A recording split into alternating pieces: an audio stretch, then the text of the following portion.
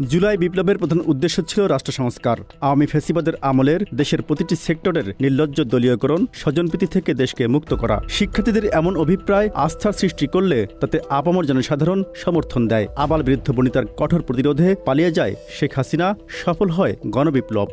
তবে সমাজ যত গড়াচ্ছে, বিপ্লবের সে চেতনা প্রশ্নবিদ্ধ হচ্ছে। আওয়ামী ফ্যাসিবাদ নির্মূলের বিপরীতে কোথাও কোথাও পুনর্বাসিত করা হচ্ছে তাদের। এতে সাধারণ মানুষের মধ্যে বাড়ছে ক্ষোভ, সরকারের সদিচ্ছা নিয়ে উঠছে প্রশ্ন।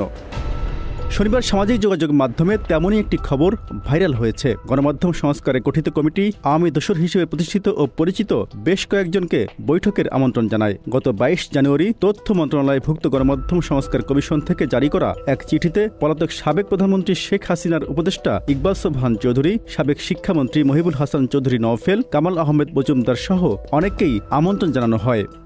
এদিকে ছাত্র বিপ্লবের বিরুদ্ধে সরাসরি অবস্থান এবং সাধারণ মানুষ হত্যায় জড়িত এসব আওয়ামী নেতাদের আমন্ত্রণ জানানোর বিষয়টি জনসম্মুখে প্রকাশ পেলে তীব্র ক্ষোভের সৃষ্টি হয়।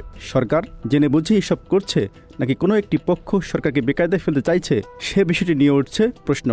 Z news, Dhaka.